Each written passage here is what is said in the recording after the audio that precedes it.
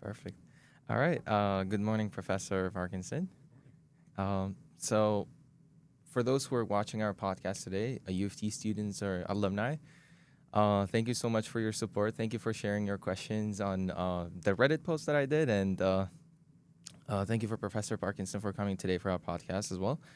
No But problem. yeah, how's your morning looking like? Looking all right. It's not freezing out. It's only 2 degrees Yeah, sun positive, is out. right? Yeah. Yeah. I can see the daffodils in my front garden.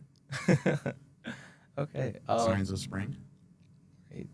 And so I'll start with the introduction, just a quick introduction about you for the people who don't know about you yet, and we can move on with the other questions. So, Professor Jack Parkinson, he's an associate professor in economics at UofT. His research interests are applied macroeconomics, productivity, and financial markets. He is the academic director for economics for management studies in UTSC, and he is also a co-author for of a textbook on the Canadian edition macroeconomics. And his education is honors bachelor's from Western University and master's and PhD from University of Toronto. Worked as a corporate tax policy analyst for Ontario's Ministry of Finance and has taught across all three UofT campuses over a long span. Oh my God, this is a lot of things all at once. Yeah. And so, Well, I'll add that I'm no longer the academic director. okay, Yeah, that changed this past summer. past summer. Yeah. Okay, So Professor Mazahari is now the academic director for economics. Professor Weller here. Yeah, I've taken a few courses with him, quantitative economics and all of them. But yeah, so this is briefly about you. And when I was doing my research, when I was writing these positions and the roles that you had, and I was really amazed, like by how much you have accomplished, especially when it comes to the textbook, which we used during our first year. So I wanted to talk or touch base upon like the book that you co-authored with other professors, and I wanted to know more about the processes, like how much time did it take for you to, or did it take for the team or co-authors to Oh gosh, write? those kind of projects are really grand. They take a long amount of time. I see. But also, life is filled with lots of coincidences, serendipity, whatever you want to call it. Never underestimate the role that luck plays. That's right. We had some good luck. So locally here at UTSC, Iris Au and Mm-hmm. myself are the Canadian profs that do the Canadian version. In the United States, Paul Krugman, Nobel Prize winner in economics, and Robin Wells, they make the American version. And here's the serendipity: the we had a long relationship with the publishing company because we used some of their one of their books, so some of their products, and they knew that they wanted to do a new edition, Mm-hmm. and the person who did the first edition wasn't interested because it's such a big job, Yeah. and they did it alone. Oh. So they were looking around and they said, hey, we have a relationship with you. Have you ever thought about doing something like this? And we're like, And, well, I was like, wow, that's a lot of work. Probably similar to the person who was sort of saying, I don't want to do it again. Mm-hmm. And I said, well, can I do it with a colleague? Can I do it in a team? Mm-hmm. And, kind of sold them on the idea that it wouldn't just be me alone. Mm-hmm. Because then, division of labor, support, all this kind of Oh stuff. yeah. I can give an idea, she can give an idea, and, we can strengths and numbers kind of thing, that kind of idea. Of course, yeah. And they said, yeah, we'll consider that. And it was a long process because they said, well, we need to see a writing sample, we need to see how you work. It took many, many months before we kind of landed the contract. Yeah. Before even it started. But then the job itself, oh my, I'm sure you remember the books are They're- voluminous. They're like 600 pages each, right? Both the micro one and the macro one. Yeah. No, I can imagine, and it goes through like people go through it and they check everything. Like you have to go through it multiple times. Us as a students, like we just go through once and we're like, okay, I'm done. Like I don't want to read it one more time because it's really tough. 600 pages. So. Well, the other thing that was kind of like when we agreed to do it, we agreed to do one of them. Okay. And they were finding people to do the other one. Okay. And they said, yeah, we can't. You need to do the other one as well. And we are like, oh, whoa, because we were at the time like approaching the finish line, Yeah. doing the revision, the editing for the macro book, and then they said, yeah, we couldn't find anyone for the micro. We need you to do it. Can you do it? And we're like, oh boy, yeah, but wow, I thought any minute now we were going to be done. Yeah. Yeah. So like I say, it was a very long, drawn out process, but very rewarding. Mm-hmm. Um, I'll say this a different way. Sometimes in class, I mention to students about how happy I am or proud I am of economics as a field, how economics can be used to think about the world, try and understand the world, appreciate the world for all of its complexities, all of its beauty, but all of its sad and disappointing parts. But all areas are like that. I say that as well. You know, sociology teaches you a way to think of the world, law, psych, whatever. So economics is not alone in that regard. But doing the editing of the book gave us an opportunity to, over like a short time span, you know, maybe 14 months or 18 months, look at all kinds of examples and scenarios and things that teaching Yeah. uh, examples to try and convey to an audience, you know, students, Students. how economics does this. And it was gave us an opportunity, to, or at least me, an opportunity to sort of refresh Mm-hmm. my memory as to Yeah. how all this works, how powerful it all is, the messages that it kind of conveys, Yeah. for the better or worse. I, And I it was really refreshing. Yeah, I completely agree. I think I myself, like I like to write my diaries. Like I sometimes update myself. Okay, this is what's happening. I have these goals. I have to accomplish them like in 6 months, in a year. But just writing itself, like it requires a person to think about the past and future, and the fact that like you have to convey it for students in a way that's like simple for them to understand, especially for first year students, because the textbook is mainly used for first years, right?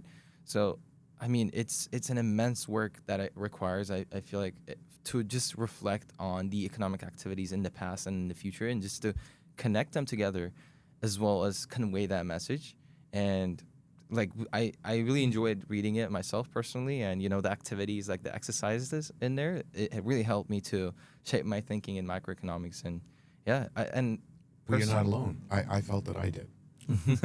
Because Paul and Robin came up with all kinds of really cool examples. Hmm. And, you know, I got to read them for the first time myself. And I got kind of go, oh, yeah, I knew that. Other times, oh, that's a good example. I really like this story. See. Like, you know how each chapter has like an opening story Yeah. that later sometimes gets woven into the Mm-hmm. analysis the chapter's about? Mm-hmm. I remember still very vividly one of the opening stories in the micro book, the first time we did it. And it was talking about the Wright brothers. Mhm. So a very American example, but you know that's understandable. Mm-hmm. And talking about how the Wright brothers worked to develop the aircraft. And you know, I was aware that they invented the aircraft, that they were deemed to be the first successful powered manned air flight and all that kind of stuff. Yeah. But what I didn't know, having never really studied them in any detail, was more about the background that sort of case study spoke about. Yeah. And I was like, wow, this is really cool. I didn't know that. They invented the wind tunnel. Oh. And I was like, what? You know, they created a rudimentary, you know, Mm-hmm. because they had like less than high school education. Wow. I think they dropped out of high school or something like that. Interesting. And they invented a rudimentary wind tunnel to test the shapes of their airframes to see how they would do before they built The full aircraft. scale. And so the point of the story, you know, using them as the narrative, Mm-hmm. is the power of building models, Mm. right? To test and learn and, you know, Yeah. grow our understanding. And I was like, wow, this is really amazing. Of course. You know, good for them. That's a contribution in of its own, It is. even if they weren't successful at anyway. Definitely. Yeah. And well, my first question initially was about why economics. Like, why did you decide to go or study? There's that thing that I said about, you know, luck or coincidence or whatever. Mm-hmm. So when I was in high school, I really loved science, but science didn't love me back. By that I meant I really enjoyed learning in chemistry and physics, but I was very uncomfortable in the classroom. Mm-hmm. Very, you know, I was always like, wait a minute, hold on a second. What's the difference between weight and mass? I forget again. You know, one of these things. Although I liked it a lot, I found it very challenging. So when I was in high school and I applied into university, I applied to go into science, Mm-hmm. and I panicked. I had a panic attack in the summer before going into first year. I had been accepted into science, and I looked back at my grades and said, as much as I love science, they're my lowest grades. Mm. See. Why am I going into science? What in the world am I doing? Mm. Right? And so back then, we actually had one-on-one counseling with a professor Mm-hmm. to pick our courses. Wow. And so, we supposed to plan yourself and then come meet a professor. So having been accepted into science, I'm meeting a science professor to show this person the plans that I'd set out. And I walked in, sat down, and I said, my first question is, can I switch to social science? The person was like, what? I don't know. And then he says, just wait a second. He left and came back and he goes, yeah, they said it's fine. Oh. The entering average for social science was lower than it was for science, so we'll let you switch. And then he goes, do you want to meet another counselor? Because I don't know anything about picking courses for social science. Mm-hmm. And I said, well, I have a course plan, and here's what Oh, what so I you need. already came up with the. Yeah, I'd already decided on what to take. I see. And I'm like, I want to take math and economics and history, political science, computer science, Wow. a number of things. Mm-hmm. And he's like, oh, I don't know anything about these other than the math course and the comp sci. Um, okay. And then he made me sort of fill in some backups in case I didn't get my preferred classes. Mm-hmm. Let me put it a different way. Not having been admitted into social science, I didn't get the history and poli sci classes were my first choice. They Oh. were taken by people who had dips, so to say. Yeah. Right? So I ended up with these backup courses. And so I took this sort of smattering of stuff, not Mhm. knowing what I was going to do. And all of them, except for the computer science, could have led into a major or a specialization in that area. Mm-hmm. The computer science was just, computer science for people who want to know a little bit about it, but not to specialize. Mm-hmm. This kind of idea. Yeah. Yeah. And, tried it out, That's rolled the dice. And of the bunch, like I said, I got the backup courses for political science and history, so I didn't enjoy them as much as the ones I was hoping to take. And so fate sort of said, oh, you got your economics class and you liked it. Why don't you take some more? Oh, a sort of similar thing happened to me because first year when I first came here, I was convinced that I'm gonna do computer science. And when I first took my computer science class, which is CSC 20, and then I realized that it's really tough for me to, to grasp the actual coding in it. Because I did have a coding background before. In high school, we used to code. But then again, when I came to university, it's a totally different environment. And as an international student, changing countries as a 17-year-old, Yeah. and it was really tough for me to navigate. And I thought, you know what, I will try taking, because first year, if you're in management or if you're in any program, like so I think in management only the microeconomics and macroeconomics is required course. So I was first thinking maybe like I will switch to management, and then I started taking economics courses, and I'm like, you know what, I think I really like economics, so I just switched to, now I'm in economics program. So yeah, we kind of have a similar story in terms of that, I guess. Can you mind me asking about your computer science? So you took it in high school? Uh, yeah. So our high school is essentially, I'm from Uzbekistan, right? So president has allocated some funds for schools, and they're called presidential schools, and they're specifically like concentrated on like specific topics. Let's just say like there's a presidential school that's focused more on like English, and there's a presidential school focused on more on like computer science. So I like fortunately enough, I got a chance to study there for 2 years, and then I quit because I had to prepare for my tests. I had to take a bunch of tests for university because I knew that I'm gonna be studying abroad. So it was really tough, like managing both computer science courses because it was like a whole day story kind of thing. So Yes. it was tough, and then I quit. And my parents, I feel like it's partially my parents as well. They're like, computers is the way. And then I was like, okay, I'll try it out. And came here, took my first course, and I realized it's not for me, and just switched to another program. But yeah, the second question. Sounds like the question. This sounds like the domestic students that do like advanced placement or IB. Sometimes they really find the high school is too much pressure Mm-hmm. because of all that extra. Mm-hmm. But some of them flourish. It's yeah. Sorry. Yeah. No. Your next question. Go ahead.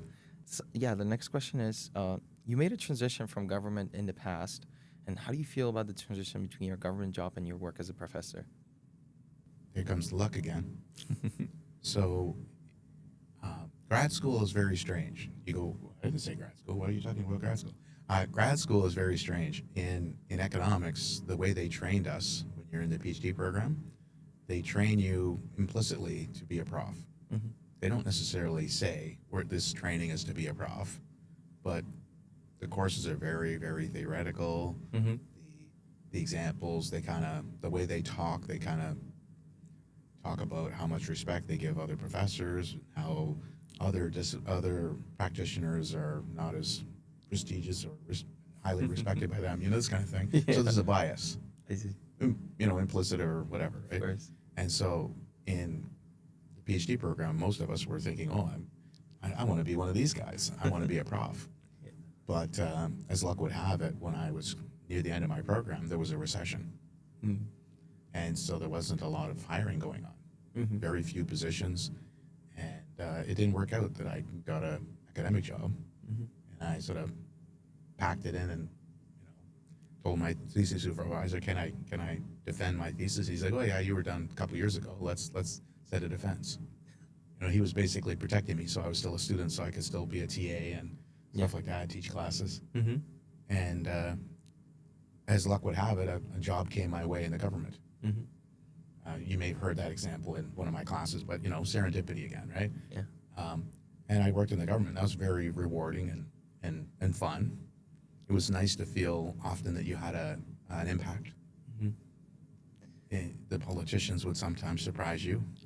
You'd say, I know who this party is, and I didn't expect them to come up with this idea or to endorse this.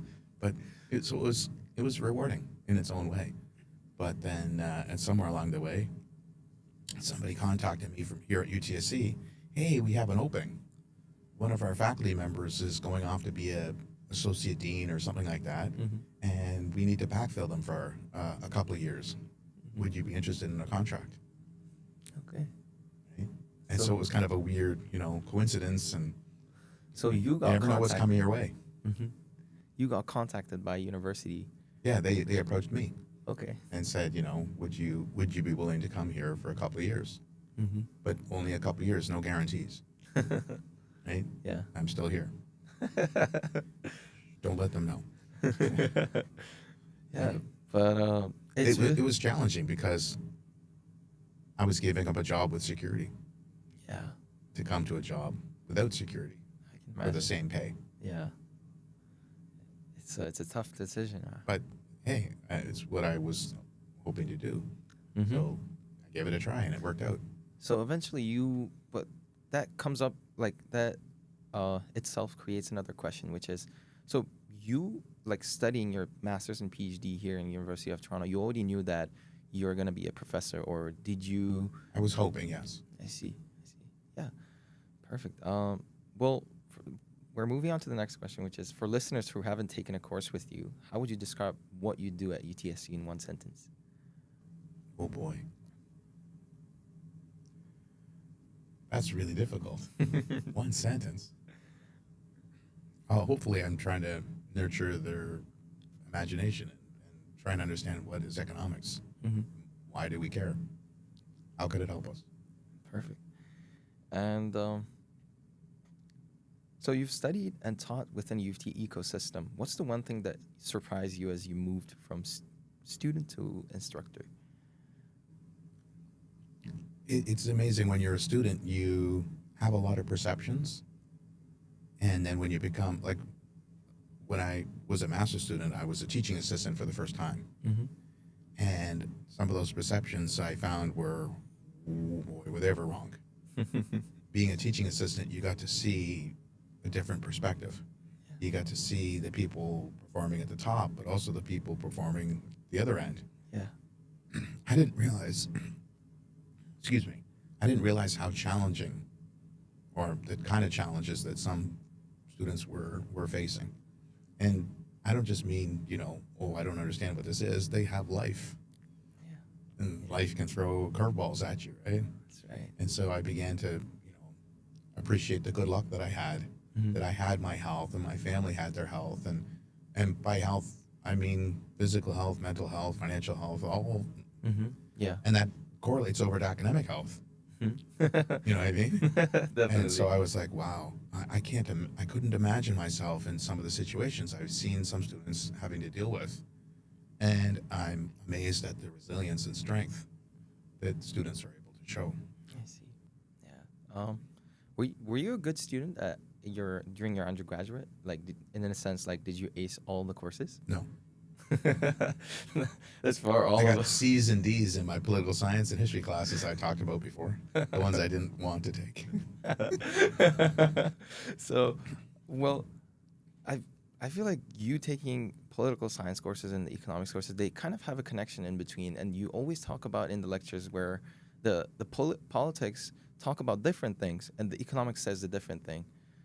So, Well, one of the things I mention is, when I talk about people like Adam Smith, like those famous thinkers from centuries ago, back then it was political economy mm-hmm, was a discipline, yeah, politics and economics. mm-hmm, Somewhere along the way, they kind of had a friendly divorce. mm-hmm, And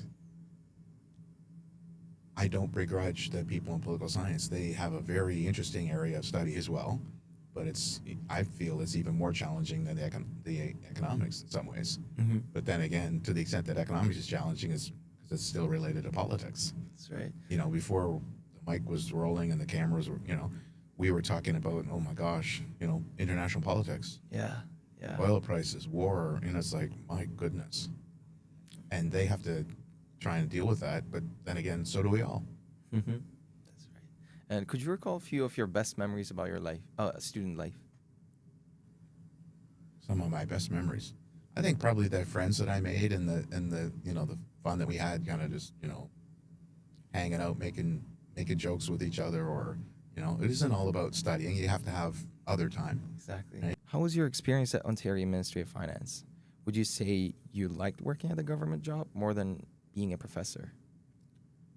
They're both rewarding in their own ways. The I like being a professor the most. Otherwise, I wouldn't have come here. Mm-hmm. But working for the government was highly rewarding. There were times where you'd go, "Oh my gosh, it's sort of 9 to 5," and oh my goodness, I'm working for the man, this kind of thing. Yeah. But like I mentioned earlier, at times you felt that you had a voice at the table, that people would listen, Mm-hmm. and that sometimes you do a little nudge, and you could feel things move a little bit, Mm-hmm. and you're like, "Oh, if I wasn't here, would that have happened?"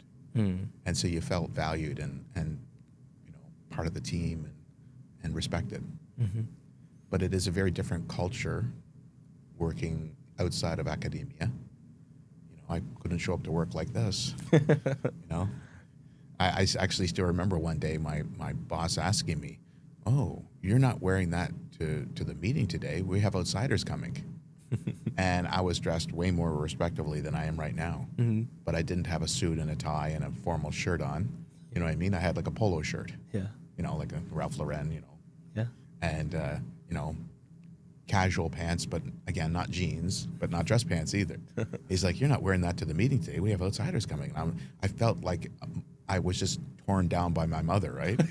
My goodness, we're going outside to an event. You can't dress like that, And I felt terrible. And so what did I do? I said, "Oh, no, don't worry." I'd completely forgot about the meeting. And that time management, not always my best skill as a student or whatever. And so I'm like, "Oh, don't worry. My in my office, I have my suit on the back of the door." Right? I didn't. So I ran home and got it. Luckily, I lived 10 minutes away. Right? And then after that, I left it on the back of the door. We all learn, right? Yeah. So you Yeah. always had it in the back of the Yeah. door. Interesting story. Um, so what's your biggest reason to be or to stay a professor at a university? We're talking about like 10 years, 15 years, you being as a professor. Like, what made you stay as a professor and not change your career, maybe to the government back again? As rewarding as I found the government work, I also found it very tedious. Mm-hmm. This idea that even if you have nothing to do today, you still have to show up Mm-hmm. and you put in your hours. Yeah. and pretend like you're working sometimes. It's terrible to say that, but sometimes I could sense the people around me were faking it because they had nothing to do. But they're showing up, and instead of sitting there twiddling their thumbs, they're, you know, pretending they're editing documents or whatever, right? It really depends on how many hot topics were going on and which ones were assigned to you. Mm-hmm. You know, what was going on in the economy, so to say. Mm-hmm. And I had a number of different things that were assigned to me, and so I would often have a lot of work, and other people around me, you know, their topics were kind of still and steady, and they had very little work. And I don't mean to say that I was jealous of them, but sometimes I was when I was really busy and they weren't. Yeah. You know what I mean? But I when I was young, that was fun and rewarding. I don't know that I'd want to do that decade after decade after decade. Yeah. I think it would kind of wear me down. Yeah. Right?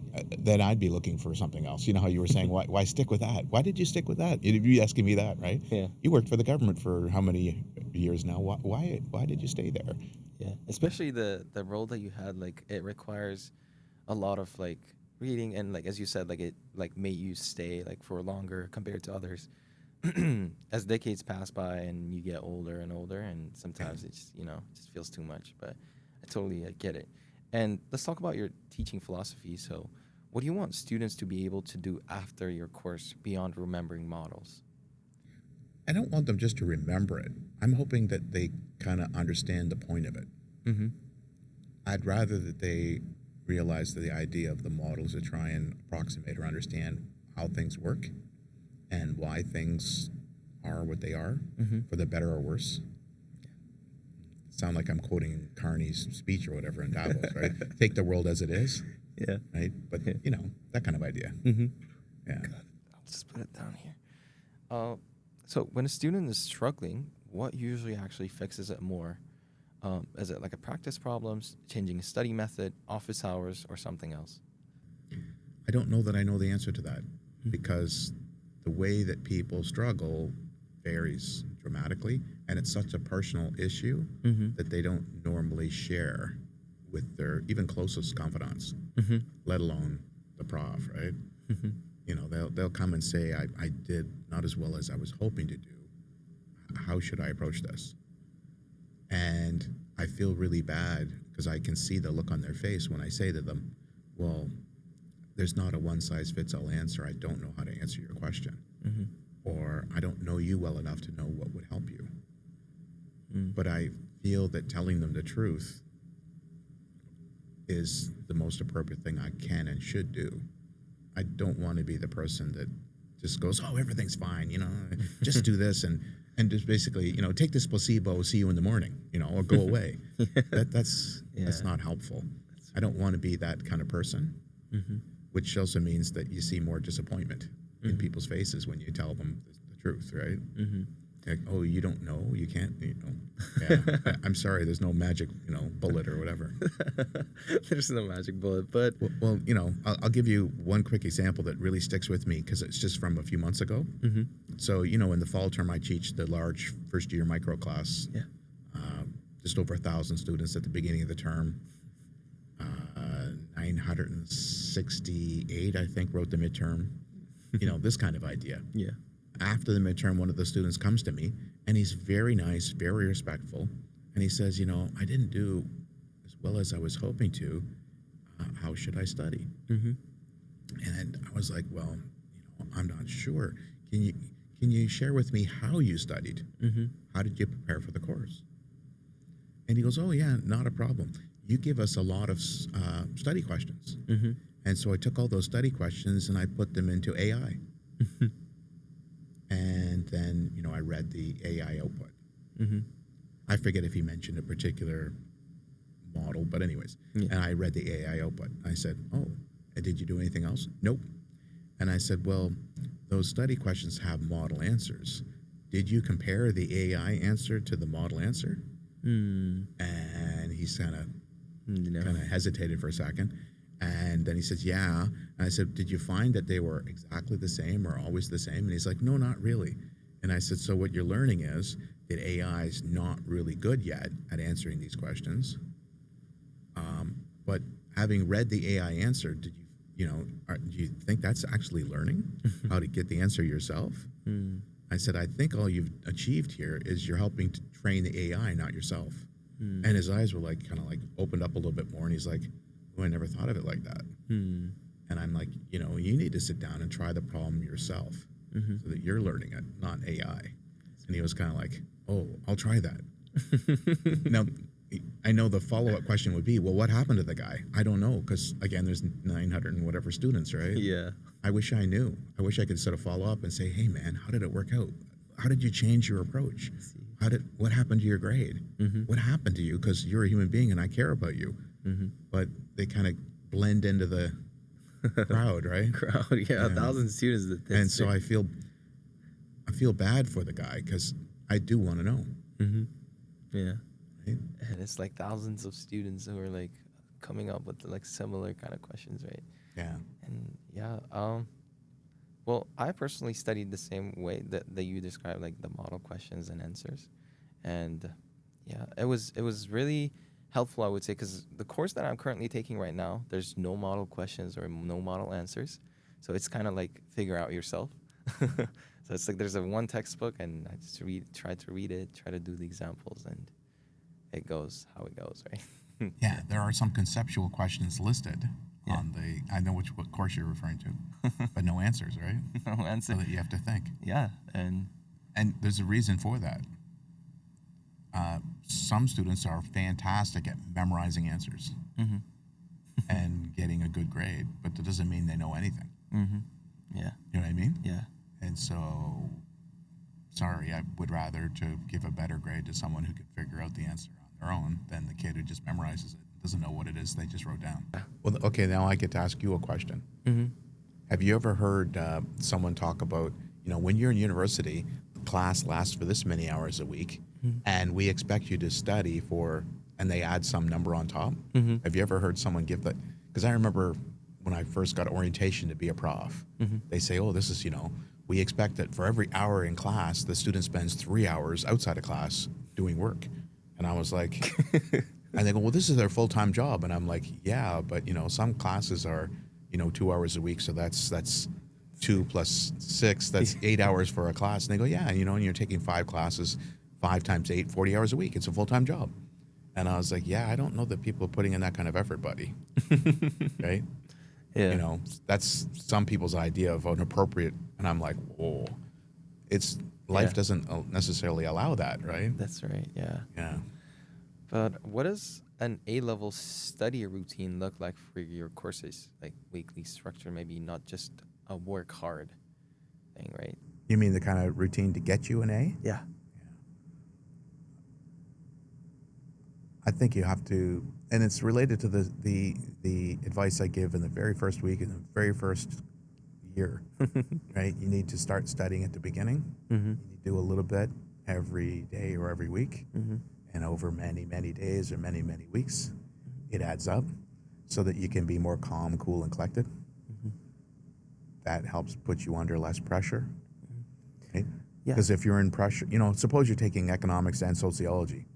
If you're falling behind in soc, it harms your studies in economics too. They kind of they all correlate. Yeah. Talk with my hands too much. They all correlate, right? But by staying on top of all of your classes, you should be more effective. I see. Well, Across the sometimes as a student myself, I started studying like earlier in the semester, and then I find myself forgetting the content that we learned initially. So how does that? How do you integrate it? Yeah. And that's where one hopes that whichever the course is, that there's the study questions or assignments that try and draw in the material and connect it to remind you, well, wait a minute, how does this work? Oh. Why did we look at this? What's the Okay. point of this? If a student has 10 days before an exam, what should they What should I do? what should they do differently than if they have 10 weeks?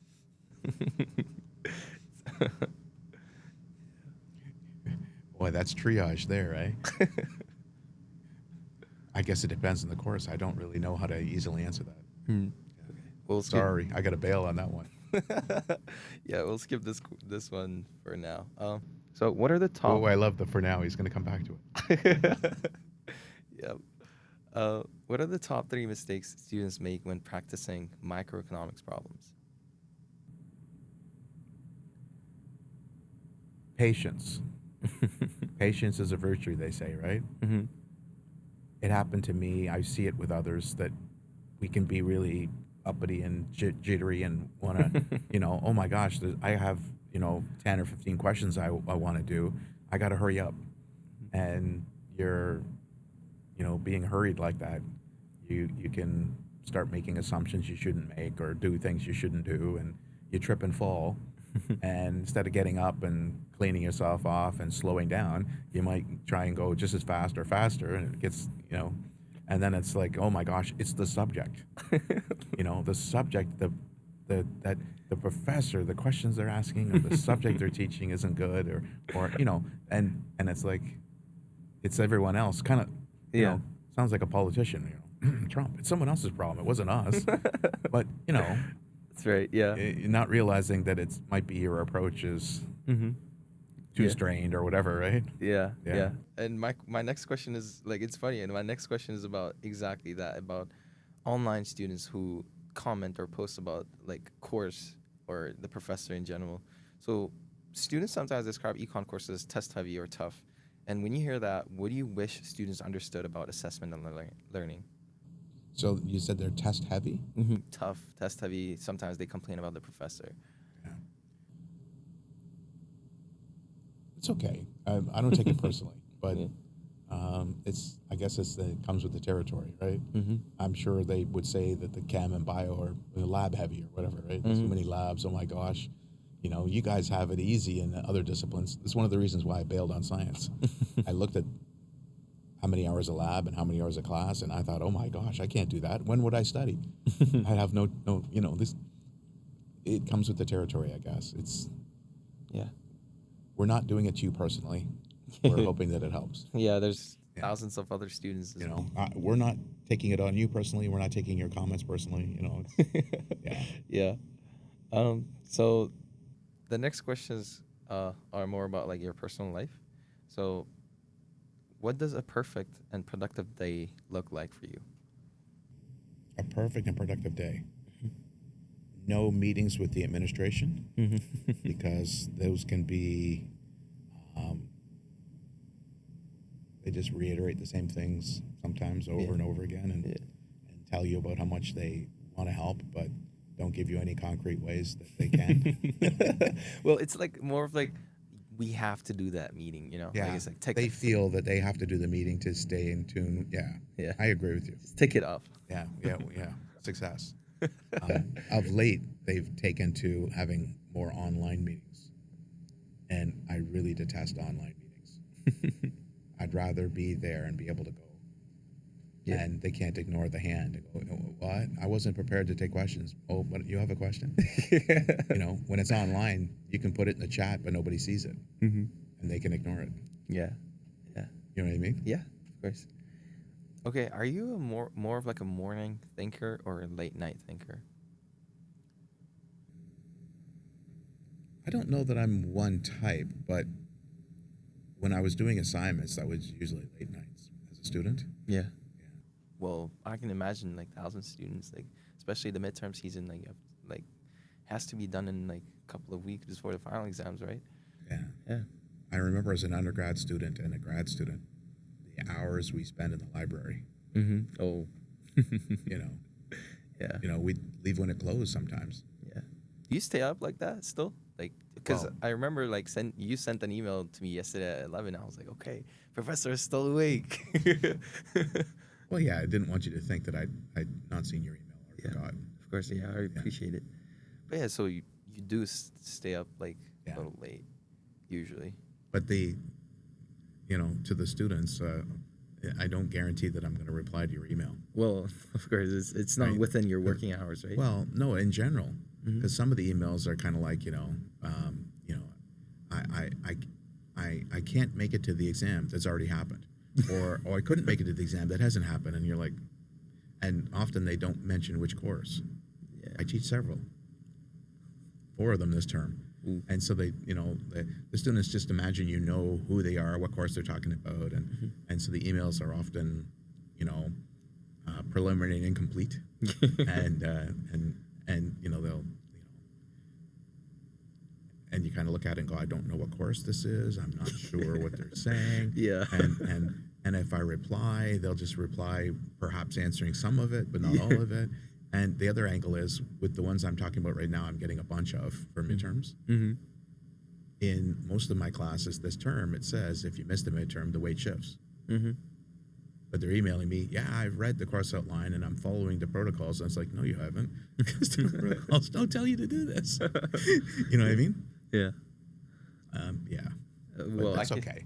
can, They're under a lot of pressure. yeah. Well, I can imagine from a professor's perspective, reading those emails where like there's no course code, there's no like specifics for the question, and then yeah, there's back and forth, and then there's thousands of them, and then you're like, Yeah, because one of them I replied to, they said, some arcane stuff like that. And I wrote back, and there was an attachment. And I clicked open the attachment. I didn't really read it, but I noticed a course code popped out of it. Mhm. And it was a GGR 223 or something like that. And I was like, oh, that's a geography class downtown. And so I wrote back and said, I'm not sure why I'm getting this, because this doesn't refer to one of the classes I teach. yeah, And they wrote back and said, oh, no, I'm in your course. And then they mentioned the course. And they said, I'm ready to tell you that I can't make it to the midterm because I have a conflict. mm-hmm. And then I go back and open up that attachment again. And the attachment is an announcement of a makeup exam. So they can't come to the exam because they have a conflict with a makeup exam. Oh, I'm like, I don't know if that's a genuine conflict, because that's just an announcement. I don't know if you're actually enrolled in that class. yeah, I don't know if you actually attended that makeup. For all I know, you attended the actual exam, yeah, and you're just using that announcement as a shield to sort of deflect. yeah. Yeah. Ooh, You know. interesting. Yeah, What do I have to chase after you and say, prove to me you showed up to the exam? And some of my colleagues, I mentioned it to one of my colleagues, and they said, oh, I make them prove to me that they attended the other exam if they want. mm-hmm. To make But that's on their course outline, that you can't, you need a valid reason and proper documentation. yeah, On my course outline, it says automatic shift. I don't need to see this email. You didn't need to. yeah. You didn't need that attachment. This is why I put it on the course outline that it shifts for that course, because I don't want Mm-hmm. too many of these emails. Of course. Okay, so the next question is about building habits. What's one habit you've built over the years that you think actually made you a better economist or teacher? And it's funny, I wasn't expecting that question, but I was hoping to say something like what I'm going to say now anyways. Mm-hmm. Today we're bombarded with stimuli. Mm-hmm. When I studied,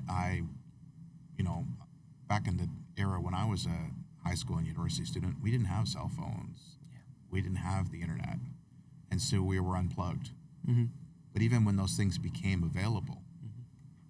I wouldn't sit at a computer with the internet, or I wouldn't pop open the internet. I wouldn't have the feed going. Yeah. I was in the zone.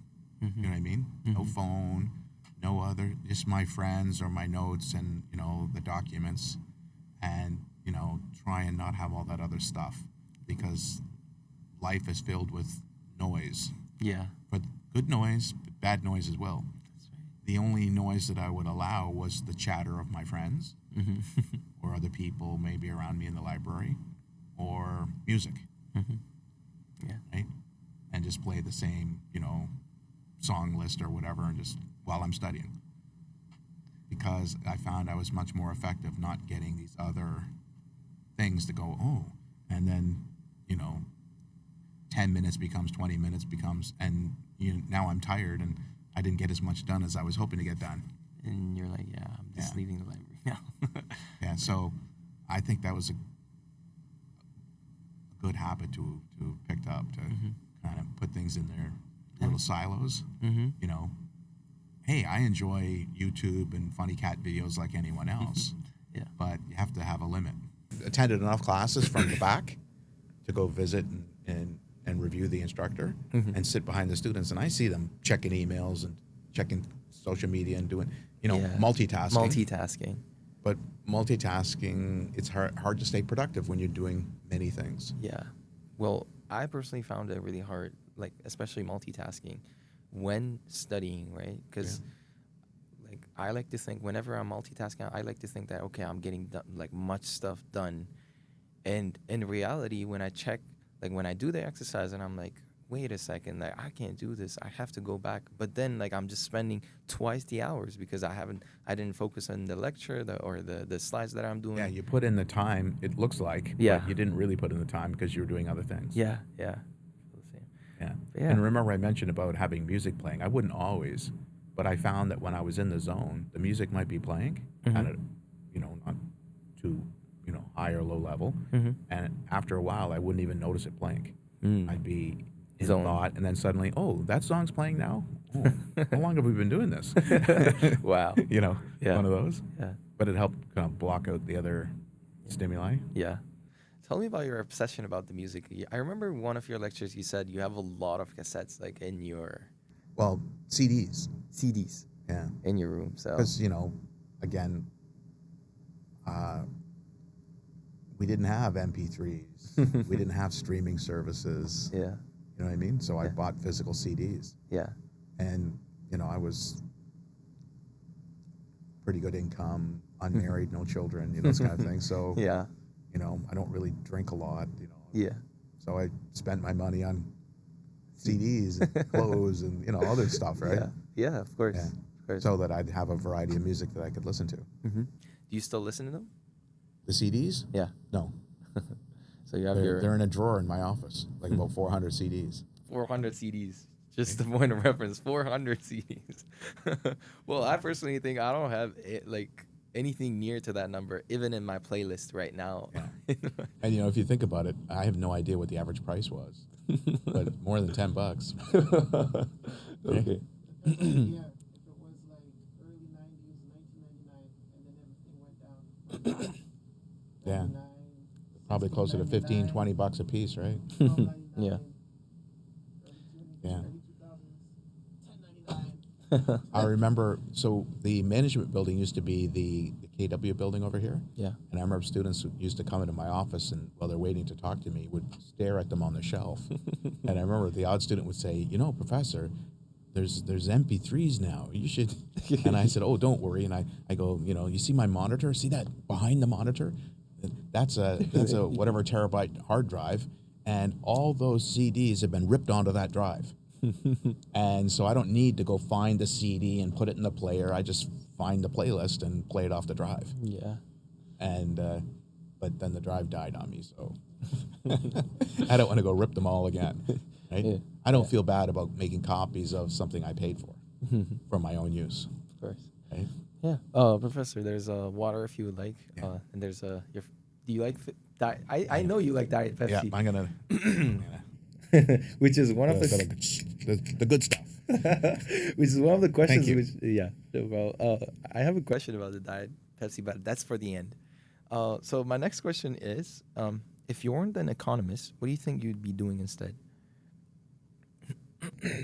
Oh gosh, I really don't know. If I wasn't an economist,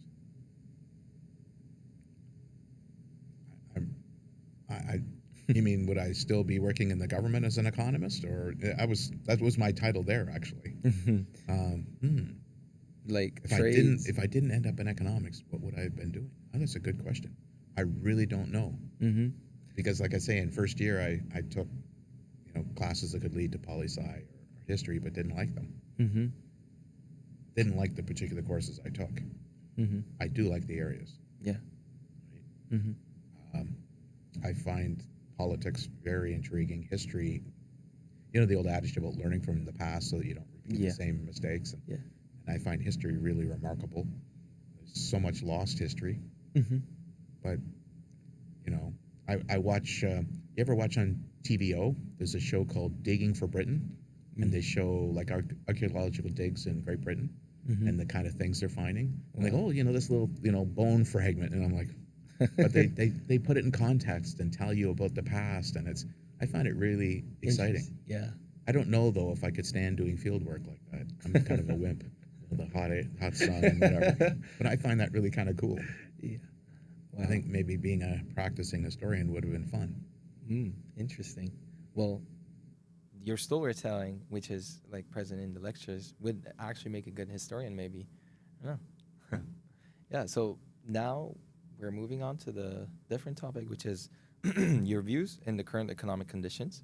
So my first question would be: you've mentioned before that two shocks that can suddenly slow economic growth are worse and pandemic. So with the current geopolitical tensions involving the U.S., Israel, and Iran, how should economists think about the economic risks of this kind of conflict, especially in terms of oil prices and global markets? And you and I were chatting before we started rolling about you filled up this morning. And Yeah. yeah, for the viewers, what did you pay? Yeah, so I filled up my tank in the morning. It was 144. For the context, I used to pay 118, 120, 130 max, but now it's 144. And I was hearing the news. I'm like, I searched up while I was filling my tank. I'm like, why the gas price? I mean, of course I know about the conflict and how the oil price there went up, and then I was like, okay, let me know how much it can get to, because I don't want to be driving when it's just like $2. So like I was searching it up, and there was like different views of people. Like some were saying like, oh, it's gonna go up to $2. It's gonna go up to 175, 185. And the sad thing is, they might be right. Yeah, yeah, But the more sad thing is, people are dying, yeah, right? yeah. You know, I can afford to pay, $2. Well, I have a university professor's income, Mm-hmm. but I feel really bad for the people that are being harmed. Mm-hmm. And I'm sure you watched on CBC or whatever as to why the oil price is up. Yeah, It's directly related, to the indirectly related to the war. Yeah, And I'm kind of, questioning how long will this war last for? Right? The longer it lasts, perhaps the more the oil prices will. Then maybe we haven't seen anything yet. well, the both sides are not planning on giving up. I was hearing Donald Trump's speech on the war and his perspective. He was like, "We're gonna do everything it takes to stop it," and Iran says the same thing. So, Which is really kind of sad yeah, because I'm just talking about scenarios. I'm not calling for people to die or whatever, but at some point, some more Americans are going to die, and they're going to become more enraged or upset. yeah, But that's war. It's really sad it is. And how about China's involvement? Because like I heard because that China like, gets a lot of oil that's from right. Iran. Yeah. So and they're They- saying, Yeah, they keep reporting that 80% of Iran's oil goes to China. And they said that, and the Iranians said they warned boats not to go through the Strait of Hormuz, that it's closed. So that's not just Iranian oil, that's Iraqi oil, that's Kuwaiti oil, yeah, Middle East. And so that's a big chokehold. And yeah, they've been talking about how, well, that could lead to a downturn in China or a slowdown in China. Yeah. And supply disruptions again, because if China doesn't have oil, then how can China export as much? Yeah.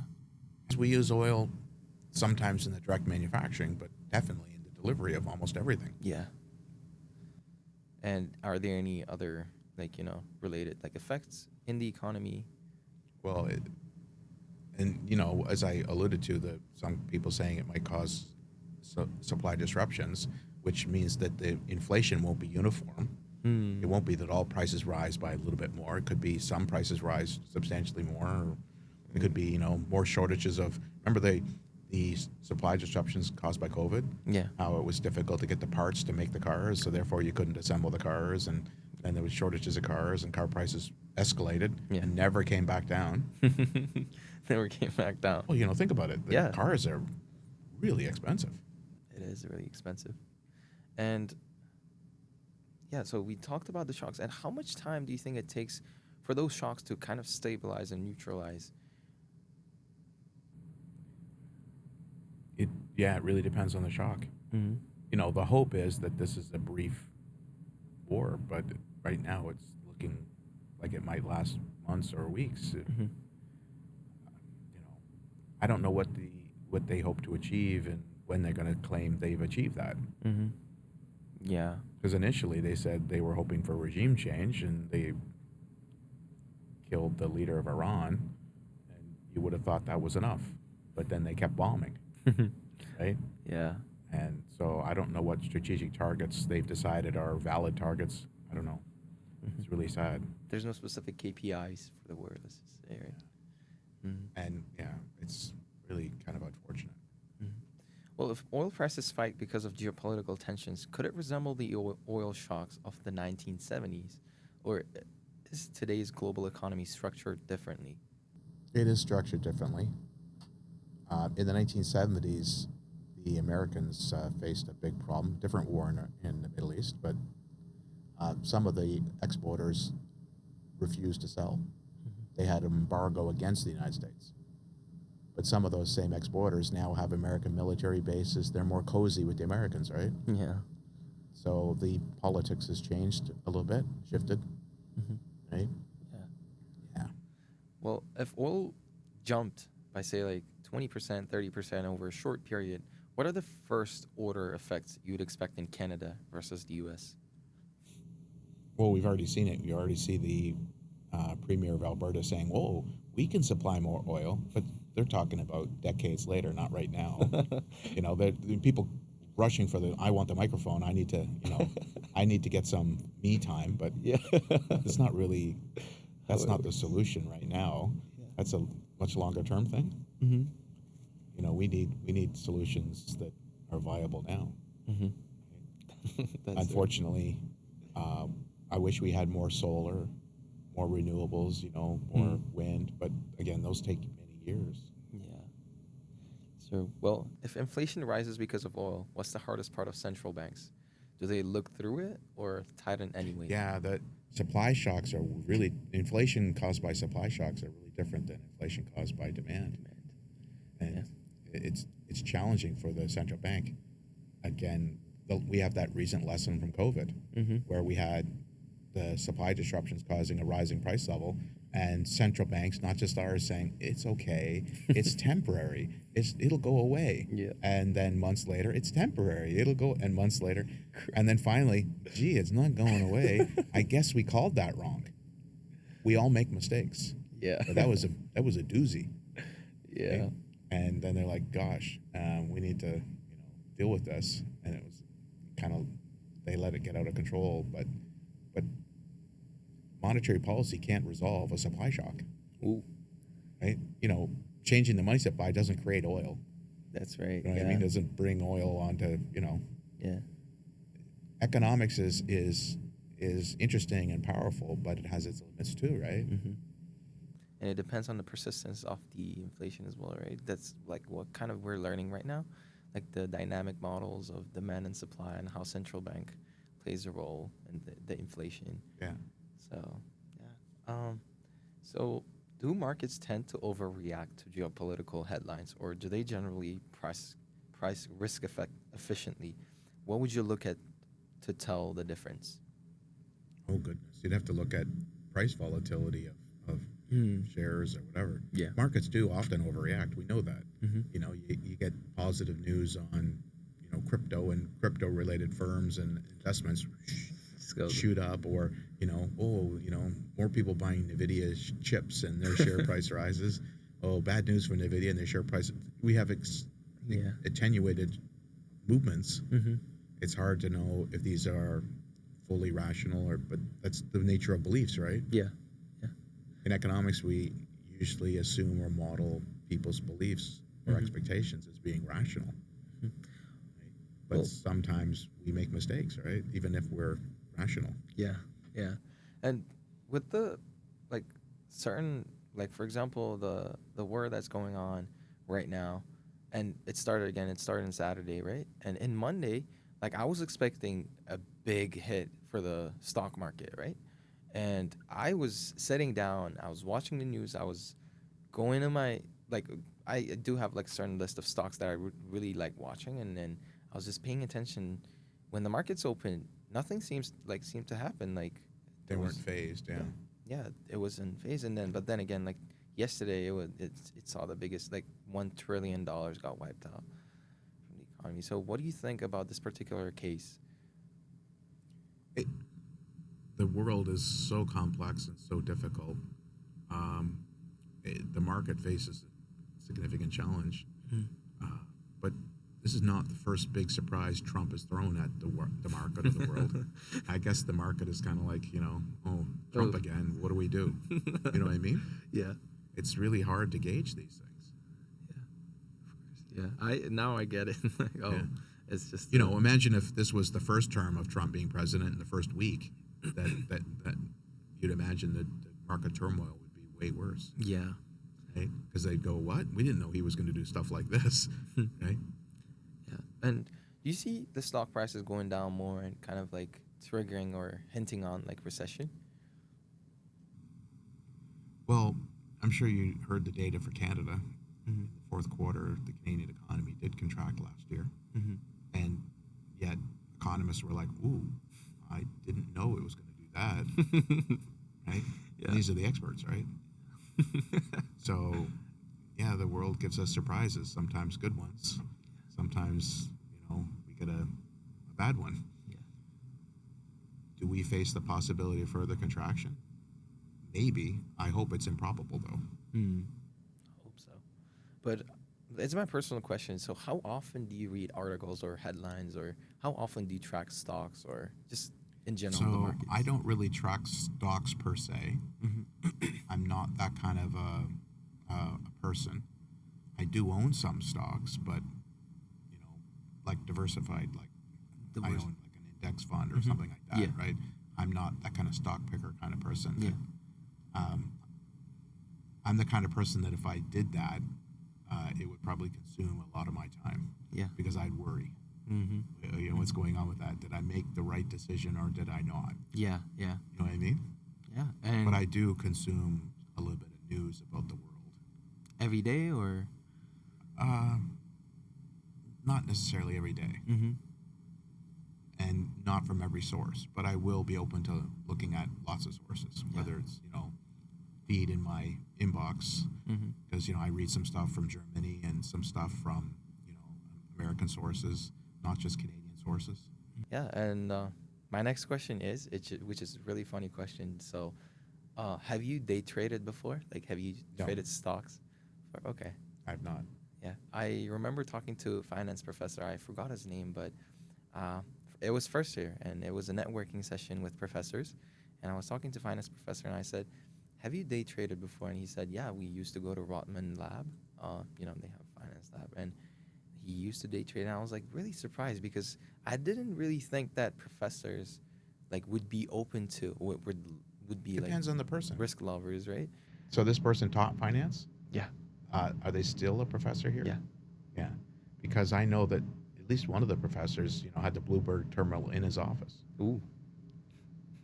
So Just think about that. point of reference, the Bloomberg terminal costs 25,000, if I'm not mistaken, per year. Yeah, It's a but subscription. remember, we have thanks to the Bloomberg company, we have a feed at the bridge, Mm-hmm. and they gave us the data feed in the terminals. Okay. I think maybe for free. I'm not sure of the terms. It's Mm. beyond my pay grade, Yeah. but we do have access. I don't know if it's live feed or if it's a delayed feed, but the guy had the Bloomberg terminal in his office, and I'm like, I know you teach this stuff, but are you trading? Is what I thought, but I don't dare ask. You know what I mean? Yeah. Yeah. Yeah. So when you worked in government policy, what were the big economic priorities Canada was focused on at that time? So I worked for the province, Mm-hmm. and so we have, of course, Canadian, jurisdictional issues. So the things I worked on were things like research and development and innovation. Mm-hmm. As you noted, I was in corporate tax policy, so corporate kind of taxation of banks, capital taxation of banks, income taxation of banks. Mm-hmm. But most of my time was spent dealing with the restructuring of the electricity sector. Mm. Here in Ontario, a large portion of the electricity sector is provincially owned. Mm. And they were restructuring it to move from one big monopoly firm, heavily regulated by the government, to break even, to different subset firms that were supposed to behave, a bunch of them competitively, Mm. price at marginal cost, this kind of stuff. Yeah. And so a lot of our time was spent dealing with that. But like I say, it was within whatever the limits of what was allowed by the province. Mm-hmm. Under the Constitution. So I learned a little bit about the Constitution and the division of powers and what taxing powers, remember I worked in tax policy, Mm-hmm. what taxing powers the province did have Mm-hmm. and which ones we didn't have. Mm-hmm. It was really eye-opening because I didn't learn that in school. I didn't, I knew that there were these different divisions of responsibilities, but I didn't know about the tax part of it. Yeah. The federal government has way more taxing power than any province or territory. And I mean that not just geographically, because they can tax across the entire nation, Yeah. but even in one geographical location, any tax a province or territory can levy, the federal government can levy, but there's other taxes the federal government can levy and the others cannot. Oh, Right? that's interesting. And so you'd have these people saying, well, can we have this tax? And it's like, no, it's illegal. It's unconstitutional. We're not allowed to have a tax like that.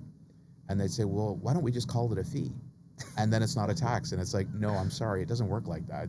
It's, it's still a tax. The old, if it quacks like a duck and walks like a duck, it's a duck kind of thing. Yeah. So it was really interesting. Yeah. Right? Hmm. And my next question is, what's the one institution in Canada that people take for granted, but it quietly stabilizes the economy? Probably all of our rules and regulations and laws, the legal system. There's a lot of imperfections. Nothing's perfect. Mm-hmm. Canada's got a lot that we can improve on, but Canada has a lot that we can also admire. And I think our legal system and the rule of law creates stability, creates confidence, creates optimism, creates most of the time optimism, Yeah. creates a good environment for people to build a career or build a business or have a life and this kind of thing. Yeah. Well, this entails my next question, which is, when does a government intervention help growth, and when does it just distort incentives? What's your test for that? Well, as an economist, we usually look for the externality. Mm-hmm. We look for the, Yeah. what's the imperfection that needs to be resolved? Why does the government need to do this? Yeah. How, is our money going to be just have a dollar for dollar impact, or is it going to have a multiplier effect? Mm-hmm. We have a scarce budget, limited amount of funds to spend. We want to see that it's having a powerful impact, or that it's helping to resolve some imperfection or something that the market wouldn't do on its own. Mm-hmm. Think about things like trash collection or recycling. It's hard to get the private sector to do it unless you mandate them to do it, or you do it yourself. Which actually happened in Scarborough, I believe, because in our they neighborhood, now have the private company. yeah, Yeah, and it's there's some growing pains, but hopefully it's going to smooth out. hopefully, Right? yeah. But think of the alternative. I live near an old disused hydro corridor. Mm-hmm. If you didn't have good collection by whomever, and people just go to the hydro corridor and throw their bags of garbage and old tires and stuff and abandon them. Mm-hmm. Right? And actually, I do see that where people will abandon like construction waste or car tires and stuff because it costs money to drop those off at the trash depots. Right? Yeah, It's really kind of sad, but yeah, we don't want our public spaces to be filled with trash. yeah. That's right. Yeah. So, if you had to explain today's Canadian economy to a first-year student in 60 seconds, how would you do it? It's resilient. It's facing headwinds. There's challenges, but this is not the first time we've done it. Mm-hmm. Hopefully we'll be okay. Yeah. Perfect. So now let's talk about the infamous topic, AI. So, from an economic standpoint, of course. And what do you think? Is AI more likely to be a job destroyer or a job transformer or a productivity booster? It's going to be all of those things. It really depends on the circumstances, depends on the job you're in, it depends on when you're in that job. It's already taking jobs now It is. in some circumstances, and one can imagine it will continue to do so in the future. So I try and say this to my kids and also the students, that I don't mean to make anybody feel jealous or bad, but it's less of an issue for me being at the end of my career or at the tail end of my career Mm-hmm. than it is for someone at the beginning of their career. And the challenge for today's youth, you guys, is to stay relevant in the face of AI, Yeah. to not get replaced by AI, to allow yourself to be open and creative and find a way that you can coexist with AI. And by coexisting, I don't mean it's over there, I'm over here. For you to be able to use AI to make it a productivity enhancement, to make you stay employable, to make you not lose your job. You know what I mean? Yeah. To put it another way, we do all that theory in whatever classes you take. Yeah. Because somebody has to look at the AI output and say, that's not right yet. You know what I mean? Somebody has to know the answer. We can't just trust the AI. Yeah. Otherwise, I don't want to, we don't want to have that one of those fictional movie kind of things where the AI knows everything and takes over. That's right. Well, do you use AI in day-to-day basis? Like, let's just say. Do I use it? No. Well, not to generate answers, but I'll use some of it's embedded in so many of the apps we use. Yeah. You know what I mean? Copilot. So yeah, you use GPS, it's gonna try and there's little bits of it, yes. You can't avoid it. Of course. And how would you, let's just say, like, you are aware of current economic conditions, how AI is moving, how it's taking jobs. Like, it's my personal question. So I always like to ask people, especially older generation, because I want to know about their perspectives and what they think is the right thing to do and stay relevant again, as you said, right? So what do you think is the best way to stay relevant and to catch up with those things and make sure that you don't lose your job?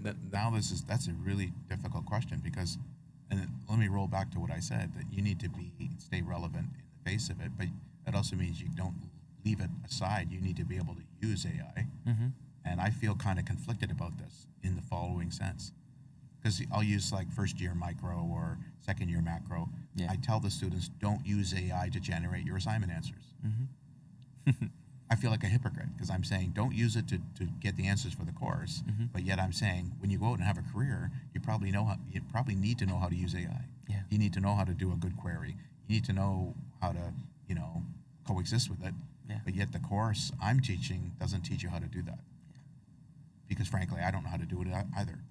It'd be the blind leading the blind. You know what I mean? Yeah. In fact, the more blind leading, the less blind. And that would be inappropriate, right? Yeah. Who am I to say? Yeah. Right? You guys know more about these models and how they work than I do.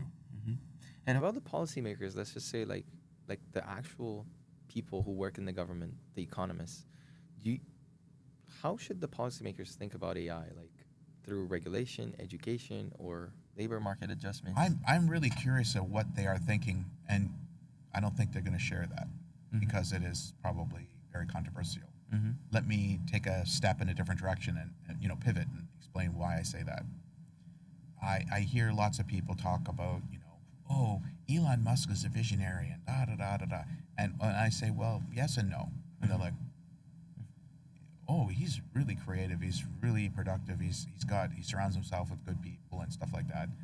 But some of the things he says are really radical, and he knows they're out of place. Because he'll advocate, oh, in the future, I don't think we're going to need money. and yet he's asking for big stock options and money. Well, those are contradictory. If we don't need money, why are you asking for money? People, I'm not the first person to point this out. I'm just riffing off of other people's ideas. Yeah. But he also says things like, oh, AI is going to become so strong and robots and machine learning and all that kind of stuff. It's going to be so great that we won't have to work. Yeah. And, I feel like I wish we could have that in-person meeting. Remember I mentioned about I don't like online meetings. I don't like somebody talking and we don't get to go and, have Elon go, whoa, you have a question? Yeah, sure. How will I buy food? How will I pay my rent? How will I heat my home? Where will I get the money? Are you tech billionaires going to volunteer to pay taxes? Because you're not paying them any more today than you need to. Are you going to have special levies on AI and robots? Because you didn't mention any of that. Yeah. Because you want your billions or trillions and you want someone else to pay for me to live without a job. How will I live without a job? Yeah. Right? And he was he's saying very radical things, but he's not going far enough if he's saying none of us are going to need a job. Yeah. He mentions universal basic income, but where in the world would the government get the money? Yeah. They're not just going to print it. They got to collect taxes from somewhere, and he's not volunteering, well, it has to be us. Because if the robots and AI are making everything, aren't they the ones earning the income, and aren't they the ones that need to give the money to the government to give to the people? Mm, wow, that's a very interesting topic to bring about. I've never thought about this actually. Yeah. Yeah, and he talks about abundance and like how work is going to be optional for people who want to work, and I was like, okay, well, Yeah. Well, as long as you have to pay bills, work is not optional, right? that's exactly. You Yeah. know, I look at people who luckily are well off enough that work is optional, Mm-hmm. but they are more the exception than the rule. Mm-hmm. Yeah, it's not like for everybody. Yeah. Okay, so how should a normal student think about investing? As forecasting, as risk management, as habit building? It's all of those things, but I'm sure, like anything, it's a learning process. Mm-hmm. So take your time, observe, dip your toe in, do what you can handle, right? And by that I mean I don't mean don't stretch your limits, but don't take extraordinary chances that you might regret. Mm-hmm. You know what I mean? Yeah. You know, And I mentioned from time to time in money and banking, which you're taking, and in other classes about how I find crypto very mystifying in the sense that I can see some value there, Mhm. but it's just a big speculative asset. It's a dangerous, risky asset Mhm. with very little actual uses in many cases. Yeah. Bitcoin, I'm talking about, for Bitcoin. example. Yeah. And yet, you know, young people are saying, "Oh, look at all the money I could have made. I want to make that. I want to participate." And Yeah. I think the same way. I'm not young, but I say, "Wow, look at how the price went up. Gosh, if I bought it in the past when it was worth this, I could be worth $50 million." But yeah, but you know, I could have also stepped off the curb and got hit by a truck, but thankfully I didn't, right? You know, Yeah. we can't dwell upon or be envious of these other possible outcomes. Yeah. Yeah. Well, but I wanted to know, like, personally, like, when did you ever, like, start investing or, like, saving money? I didn't really have enough that I saved until I was in the PhD program as a Mhm. grad student, Yeah. where I was earning enough money that I could afford rent and food and still have something left over. Mm-hmm. But you're gonna laugh. I left it in my checking account for a while, and then finally I said, okay, I'll open up an RSP, Mm-hmm. and here comes the overeducation. So having already taken finance, I said, okay, I need to have a diversified portfolio. But I only had I forget, $12,500. So I'm like, okay, I got to buy some bonds. I got to, a mutual fund. And so I ended up with this diversified portfolio with $12,500. So I have a $5,000 bond, and then, Yeah. I don't know what I was thinking, but Yeah. it was applying what I'd learned in class Mhm. to my own portfolio. Mm-hmm. Right? Yeah. And my question is, like, you talk about bonds, like government bonds specifically, like you talk about how safe they are, like especially the class that I'm currently taking. Like, what's your favorite? Like, is it stocks? Is it real estate? Is it like what's your favorite So asset? I probably haven't told this story to your class, or maybe I did, but I'll say it anyways. So when I go talk to my financial representatives, Mm-hmm. they play these rules of thumb Mm-hmm. that you may have heard of on the internet or from your classes or whatever, and about diversification and stuff like that. Yeah. So I moved my savings account from one company to another company, and then the representatives at that company, or the one representative, my personal, Yeah. said, "Oh, well, you need to have bonds, you need to have this, you need to be diversified." And I said, "No, I want all my money in the stock market." Mm-hmm. And they were like, "What?" But that goes against conventional wisdom. That the rule of thumb says you need to be diversified. And I say, I'm diversified. And they're like, "But you're investing only in stock, Mm-hmm. and not just, like dividend paying stock. Some of this is like growth stocks. Yeah.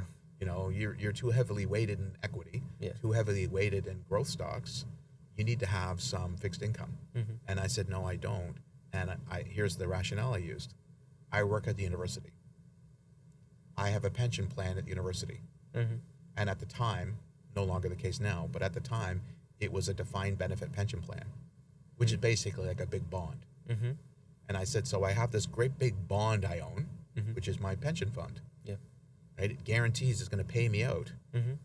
a particular income forever during my retirement, Yeah. as long as I'm alive. Yeah. Why do I need more bonds? Yeah. I have a giant bond already.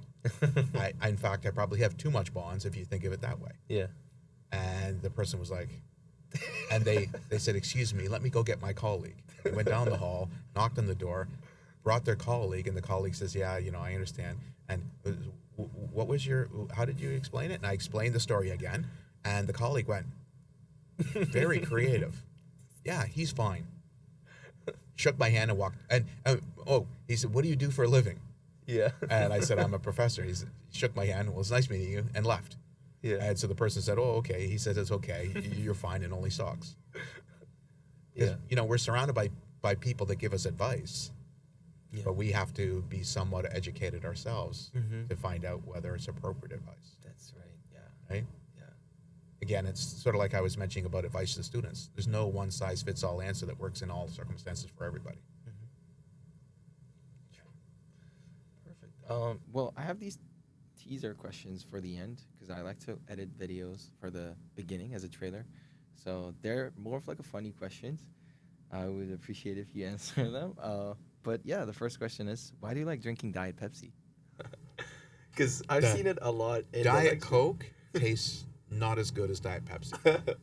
Okay. Let me put it that way. I don't want to say it tastes terrible, but, it doesn't taste as good as Diet Pepsi. Coke Zero is okay, Mm-hmm. but the Diet Pepsi or the Coke Zero tastes more like real Pepsi or real Coke than the Diet Coke does. Yeah, but sometimes I do like whenever we talk, of course, with my peers, right, with students. We took your class first year, and we were like, you kept mentioning about the Diet Pepsi. Yeah, that my you- Coke addiction. Yeah. So what's the thing with your diet, like a Diet Coke addiction or Diet Pepsi addiction? Well, I've been, so ever since I was a kid, I've had weight issues, right? Mm-hmm. So when I was really young, I was skinny, Mhm. but somewhere along the way, I became overweight. So then I switched from the full sugar to try and not gain as much weight, Mm-hmm. right? Yeah. But I don't know. Okay. It's one of these things, right? But you like the Pepsi? So or I Coke? like the carbonation, the sprit, and the flavor. That's right. Kind of find it refreshing or whatever. Interesting. Okay, so do you check your Rate My Prof ratings, and how does it affect your grading or exam papers? No, I don't. Many years ago, I did check one year, and I felt awful. I was like, oh man, right? Oh, I really must have upset some people and hurt them, and they want to hurt me back, and it did hurt, right? Yeah. Because my ratings were not good, right? Yeah. Relative to my peers. Yeah. Interesting. I'm not sure if it's still the case. It might be. Given you- you raised it. So you did stop checking it. Okay. The third question is, why do you kill? Okay, we talked about this. I will move on to the next question. It's the question about your music obsession. But why do you make hard exam papers with a lot of multiple choice options? I personally have seen it, like in the midterm papers, in the final papers, like how we have like 10 or 8 multiple choice options for one question. What's your rationale behind those questions? So we're trying to test understanding, not memorization or not sheer luck. Mm-hmm. The interesting thing is, this past fall in AO2, 5 choices. Oh, And guess what? The class average was basically the same as it was when it was Oh. 10 choices. It turned out it didn't matter greatly. yeah. I was worried that the class average was going to be way Higher. out of whack or something. And it turned out to be basically the same. Wow. Great to know. Yeah, my concerns were not well placed. Yeah. And okay, we talked about this as well, but, just for, I need a short answer for this one. So do you invest in stocks, and what stocks have performed extremely good in your view? Like, do you own a specific stock they perform really good? The only specific stocks that I own are some bank stocks. Mm. Bank of Montreal's done well for me. Mm-hmm. Yeah. Interesting. And are you Better than the Bank of Nova Scotia. Let's see. And are you a long-term investor or short-term? So how old are you? 20. I've owned those stocks for longer than you've been around. Oh. So yes. Interesting. Yeah. Okay. How's that? Is that a valid answer? It is a valid answer, I guess. But yeah, and I bought those after 9/11. ooh, interesting. So it performed. And How I've much? had them ever since. Ooh, interesting. And do you think it's like upwards 200% plus? I haven't kept track with the bank stocks, Mm-hmm. but one example that I do use is I owned. So after 9/11, when the stock market was, Mm-hmm. understandably down, Yeah. I bought the Nasdaq tracking units, the triple Qs, Mm-hmm. and I had a small amount of money in my kid's RESP account, Mm-hmm. and I bought those guys, and I don't remember what I paid. Mm-hmm. Remember, I mentioned I moved companies, Yeah. and the stock moved. They reset the book value. Yeah. But since since it moved, it's up 15-fold. Ooh. Interesting. Well, that's the Nasdaq, right? Very speculative, Yeah, and you still keep growth oriented, right? Mm-hmm. 15-fold. And you're still keeping it. Yeah, I still have it. Right? Interesting. Yeah. So, like I say, it's up more than 15-fold, really. But Mhm. like I said, I'd have to go dig up what I actually paid. Somewhere I have the electronic records, but I don't remember where. Mm-hmm. It's Yeah. 25 years ago, right? Well, 15 Yeah. walls is a very impressive result, I guess. But yeah, and the last question is: do you have a most memorable student and that you taught in the past? There's a bunch. There isn't just one. Mm-hmm. Some of the students have been really remarkable. I'm amazed at not just the resilience of students, but the creativity. Mm-hmm. Some students are extremely hardworking, and some students are also interesting thinkers. The way they think, Mm-hmm. like novel in the way they approach stuff. Mm-hmm. We've had several times we might hire one of the students that performed well to be a teaching assistant, Mm-hmm. and then sort of you get to watch them more closely and see how they Mm-hmm. deal with other students and how they grade them and how humane they are, and professor, maybe the question's a little too hard, let's grade it this way. Yeah. This kind of thing. Yeah. And they really help ground things, make it fairer for everybody. Mm-hmm. Wow. So we've had several of those students come through. Here's an example that I'll use without naming names. Mm-hmm. So I'm sure you're aware of the fact that some students get a scholarship when they enter the university. Yeah. Did you know that you can get a scholarship when you leave? Ooh. No. Yeah, there's such a thing as an exiting scholarship. It's a rare thing, but